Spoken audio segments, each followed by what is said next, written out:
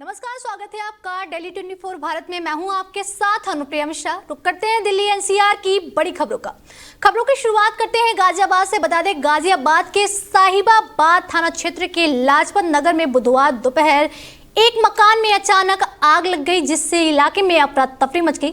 हालांकि fire brigade की तेज और सटीक कार्रवाई से एक बड़ा हादसा होने से टल गया। बता दें, आज सुबह फायर स्टेशन साहिबाबाद को आरटी सेट के जरिए सूचना मिली कि शनि चौक के पास एल ब्लॉक लाजपत नगर में एक मकान में आग लगी हुई है। सूचना मिलते ही दमकल विभाग की टीम तुरंत मौके पर रवाना हुई। वहीं मौके पर पहुंचकर फायर सर्विस यूनिट ने MFE के जरिए पंपिंग कर आग पर काबू पा लिया और कुछ ही समय में उसे पूरी तरह बुझा दिया।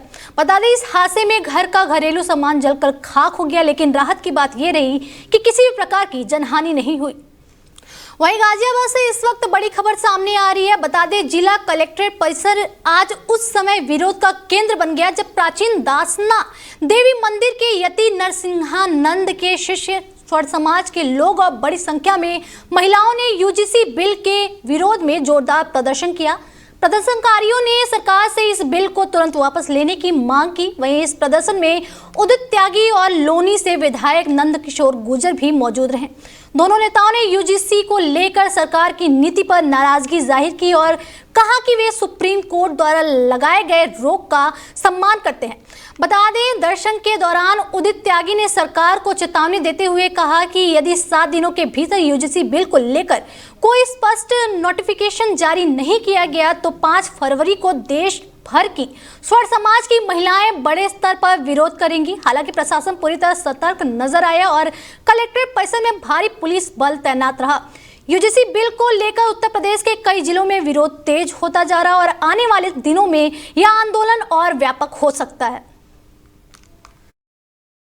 पहली बात तो एक बात क्लियर होनी चाहिए कि ये कुछ लोग क्या चला रहे हैं कि भारतीय जनता पार्टी ले आई, प्रधानमंत्री जी ले आए, जबकि इस बात का कोई संबंध नहीं है। ये माननीय सुप्रीम कोर्ट के निर्देश पे कमेटी बनाने के लिए कहा, ये पार्लियामेंट में जाता, लेकिन आज माननीय सुप्रीम कोर्ट ने ही जो मुझे जानकारी प्राप्त हुई है उस पर रोक लगाई है। तो इसलिए माननीय न्यायालय पे कोई टिप्पणी करना गलत है, लेकिन जहां तक एज ए स्टूडेंट कॉलेज और स्कूलों को कम से कम इस चीज से हमें अलग रखना चाहिए। कोई आवश्यकता नहीं है। अब जो बच्चे इंटरकास्ट मैरिज कर रहे हैं, कुछ दिन बाद ये जाति खत्म हो जाएगी। पार्टी छोड़ के चले गए और UGC के विरोध में नहीं गए। कुछ ने नौकरी भी छोड़ दी है, जिन्होंने फ्रॉड कागज लगा के नौकरी ले रखी थी, तो उनकी भी जांच हो रही है। अधिकारी को कभी भी राजनीति में नहीं पड़ना चाहिए। वो शपथ लेता है और उस पर करोड़ों रुपए सरकार के खर्च होते हैं एक अधिकारी को बनाने में। वो राजनीति अगर कर रहे हैं, नौकरी छोड़ रहा है कोई समर्थन में, कोई विरोध में, तो ये भी राष्ट्रद्रोह है। ऐसे अधिकारियों को जेल में डाल देना चाहिए। वहीं बता दें, ग्रेटर नोएडा से इस वक्त बड़ी सियासी खबर सामने आ रही है, जहां समाजवादी पार्टी के राष्ट्रीय अध्यक्ष और उत्तर प्रदेश के पूर्व मुख्यमंत्री अखिलेश यादव आज ग्रेटर नोएडा पहुंचे, जहां उन्होंने पाली गांव में एक पारिवारिक कार्यक्रम में भाग लिया। इस दौरान वह ग्रेटर नोएडा के 3 अलग अलग स्थानों पर आयोजित कार्यक्रमों में भी शामिल हुए। यह बीते 2 महीनों में उनका दूसरा ग्रेटर नोएडा दौरा रहा, जिसे राजनीतिक रूप से अहम माना जा रहा। वहीं मीडिया से बातचीत में अखिलेश यादव ने सुप्रीम कोर्ट द्वारा UGC को लेकर लगाए गए रोक पर प्रतिक्रिया देते हुए कहा है कि इस विषय पर शीर्ष अदालत में गंभीर बहस चल रही और कई पक्ष सामने आएंगे। उन्होंने कहा है कि व्यवस्था ऐसी होनी चाहिए कि दोषियों को सजा मिले और निर्दोष लोगों के साथ कोई अन्याय ना हो। उन्होंने याद दिलाया कि 2012 में भी रेगुलेशन लागू हुए थे और अब 2026 में नए नियम आए हैं। ऐसे में यह देखना जरूरी है कि इन वर्षों में सरकार ने क्या सीखा है। अखिलेश यादव ने संविधान का हवाला देते हुए कहा है कि देश में भेदभाव की अनुमति नहीं है, फिर भी अन्याय हो रहा। इसी के साथ मेट्रो को लेकर उन्होंने योगी सरकार पर निशाना साधते हुए कहा है कि नोएडा से ग्रेटर नोएडा और दिल्ली को जोड़ने वाली मेट्रो समाजवादी पार्टी की देन है। बता दें, अखिलेश यादव ने महंगाई और बेरोजगारी को लेकर भी सरकार को घेरा और कहा है कि लोगों को रोजगार नहीं दिया जा रहा, बल्कि महंगाई बढ़ाई जा रही। और साथ ही नोएडा सेक्टर 150 की घटना पर उन्होंने पुलिस की कार्यप्रणाली पर भी गंभीर सवाल खड़े किए हैं। UGC पर बहस हो रही है माननीय सुप्रीम कोर्ट में, तो बहुत सारे पक्ष उसमें सामने आ जाएंगे और हमें उम्मीद है कि जो UGC के मामले में बातें निकल करके आ रही हैं, अब जब चर्चा सुप्रीम कोर्ट में होगी तो हम लोग क्या और तर्क दे सकते हैं। हम सब का मानना यही है कि दोषी बचे ना और निर्दोष के साथ अन्याय होना। इससे पहले भी रेगुलेशन आए थे 2012 में, और 2012 के रेगुलेशंस में कमी क्या रही या उसमें क्या क्या फैसले हुए थे या किस तरह का यूनिवर्सिटी या वहां के लोगों ने व्यवहार किया था, टेकअप किया था उनके चीजों को। फिर आज 26 में आ गए नए रेगुलेशन। तो हमने 2012 के रेगुलेशन से क्या सीखा? और जब हमारा संविधान कहता है कि हम कहीं भेदभाव नहीं कर सकते हैं, तो संविधान और जो हमारे तमाम कानून हैं उसके बाद भी भेदभाव होता, अन्याय होता है समय समय पर। अगली खबर ग्रेटर नोएडा से बता दें, ग्रेटर नोएडा के थाना इकोटेक 3 क्षेत्र के गांव सादुल्लापुर में पति पत्नी की संदिग्ध हालत में मौत से इलाके में हड़कंप मच गया।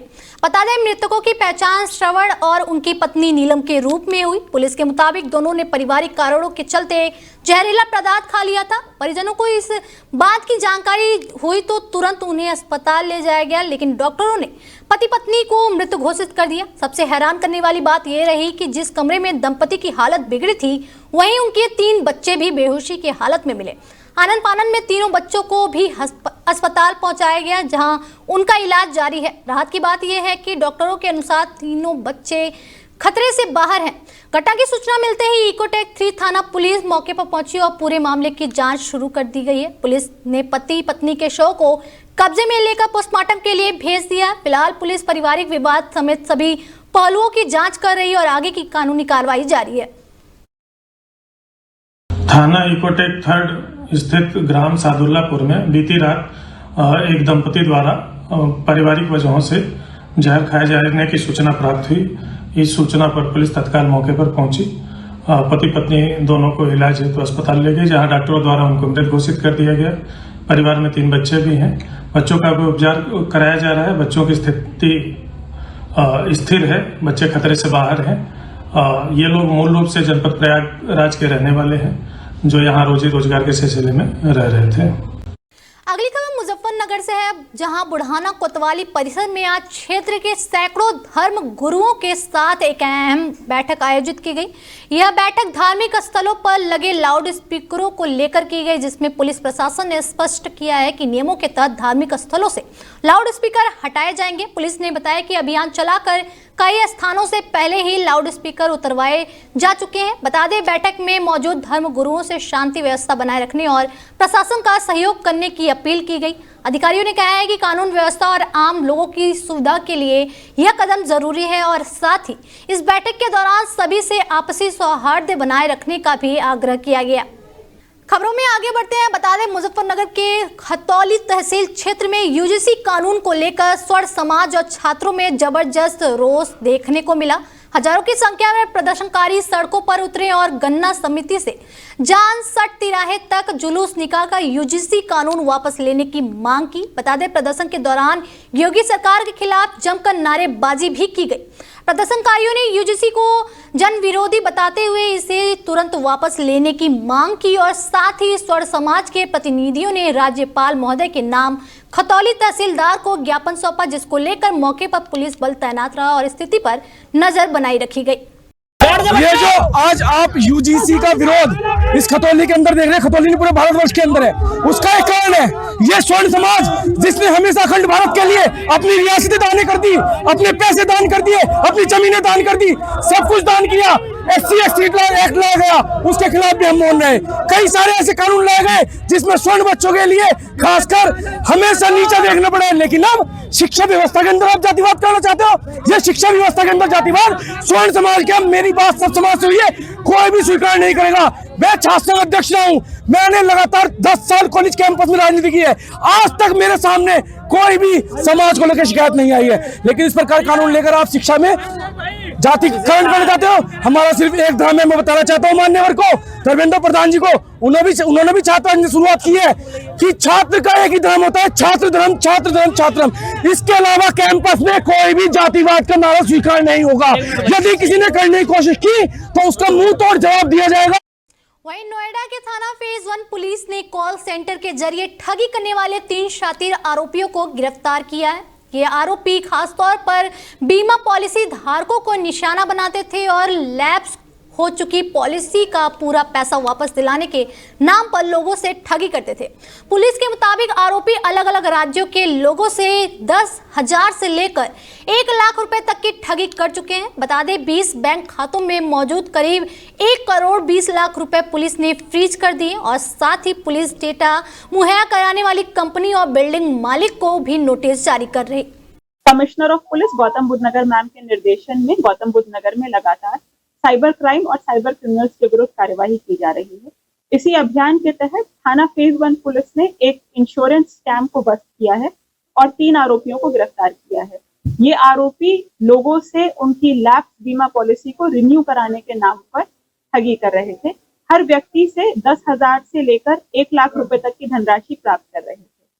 इनके 20 खाते हम लोगों को मिले हैं जिनको फ्रीज कराया गया है और कुल धनराशि 1 करोड़ से अधिक है जिसको फ्रीज कराया गया है। इनके विरुद्ध कई राज्यों में कंप्लेंट्स दर्ज हैं जिसमें इनके विरुद्ध कार्यवाही की जाएगी। इसके अलावा जो इसमें मुख्य आरोपी है वो पैसे डायरेक्ट न लेकर बेटिंग के जो अकाउंट्स हैं उनके थ्रू सोर्स करता था, जिससे 20% कमीशन बेटिंग ऐप वालों को मिलती थी और 80% जो है आरोपी को प्राप्त हो जाती थी। इससे पुलिस को उन तक पहुंचने में और कठिनाई। वहीं बता दें नोएडा से बड़ी साइबर ठगी की खबर सामने आ रही है, जहां शेयर बाजार में निवेश का झांसा देकर 42,52,000 रुपए की ठगी कर ली गई।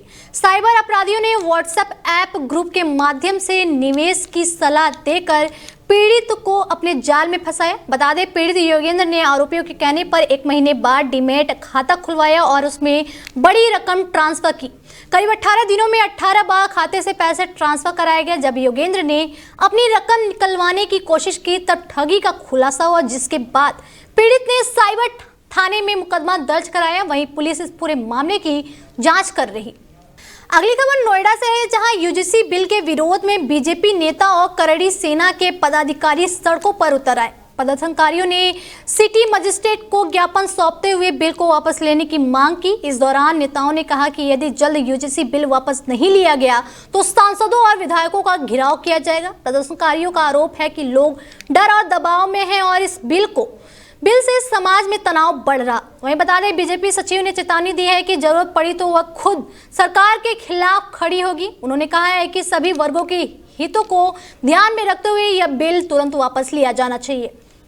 और आज जो ये हमने प्रदर्शन यूजीसी के खिलाफ करा है, जो हमारे समाज के स्वर्ण समाज के युवा हैं, हमने बहुत सूक्ष्म में ये प्रोग्राम करा है और हमने आज यहाँ अधिकारियों को चेताया है कि अगर हमारी बात जल्दी से जल्दी नहीं सुनी गई तो हम आने वाले कुछ समय में जितने भी नोएडा के अंदर स्वर्ण समाज हैं, जितने स्वर्ण समाज के संगठन हैं, चाहे वो करणी सेना है, चाहे परशुराम सेना है, चाहे अग्रसेन सेना है, चाहे वो त्यागी भूमियार सेना है, हम सबको लेके हजारों लाखों की संख्या में विधायक जी और सांसद जी का घेराव करेंगे।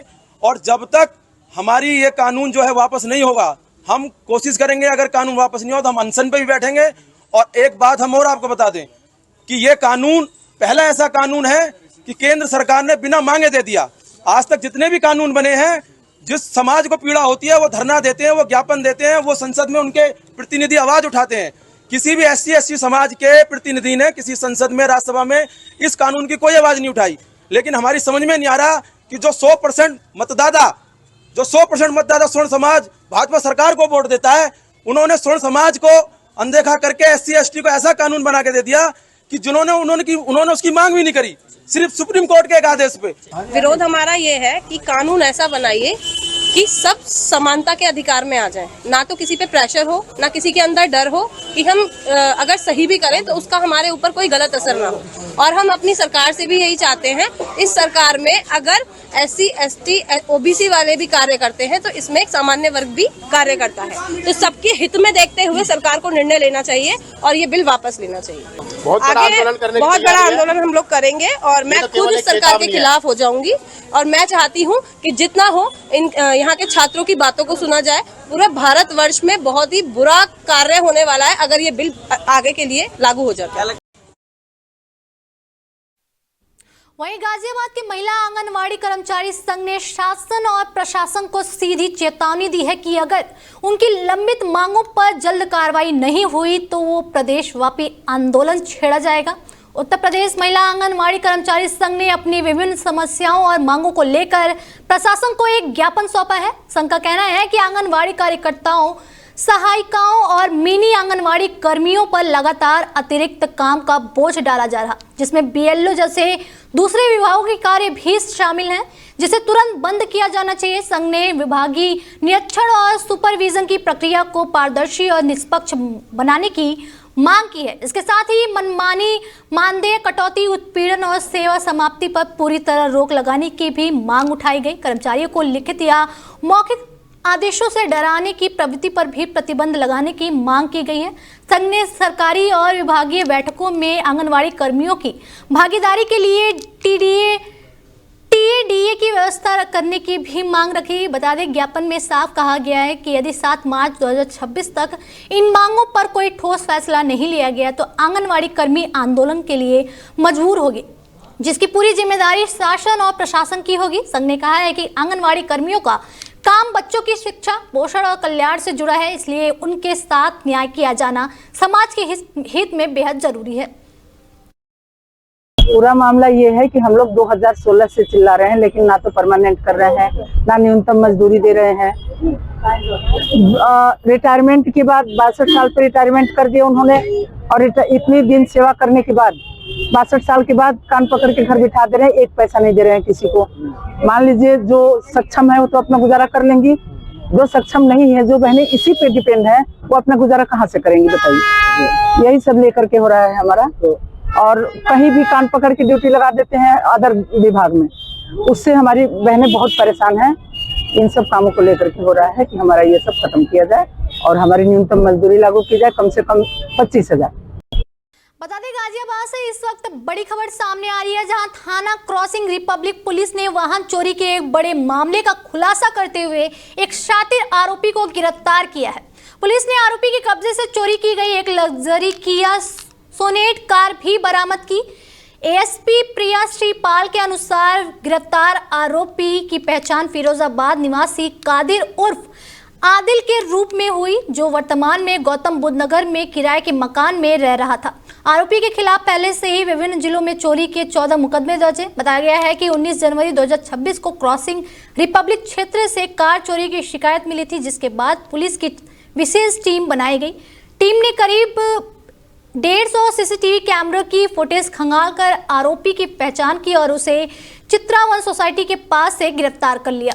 पुलिस के मुताबिक आरोपी अकेले ही वारदातों को अंजाम देता था और 3 महीने पहले ही जेल से रिहा हुआ था। फिलहाल पुलिस उससे अन्य मामलों को लेकर पूछताछ कर रही। दिनांक 24/1/2026 को थाना क्रॉसिंग रिपब्लिक पर एक वादी के द्वारा ये सूचना दी गई कि उसकी किया सोनेट कार जो कि उसने रिसेंटली परचेज की थी, उसको एक चोर के द्वारा 19 तारीख को चोरी कर लिया गया है। इस सूचना पे तुरंत संज्ञान लेते हुए सुसंगत धाराओं में अभियोग पंजीकृत किया गया और सीसीटीवी इनपुट्स और मैनुअल इनपुट्स के आधार पे जो है आज दिनांक 29/1/26 को जो है इसको अभियुक्त को गिरफ्तार कर लिया गया है, जिसका नाम कादिर उर्फ आदिल है और ये 30 इयर्स का है और इसके खिलाफ पास्ट में भी कई मुकदमे हैं, 14 मुकदमे हैं और ये पहले जेल भी जा चुका है कई बार। दिनांक 24। फिलहाल इस बुलेटिन में मेरे साथ इतना ही। दीजिए इजाजत, नमस्कार।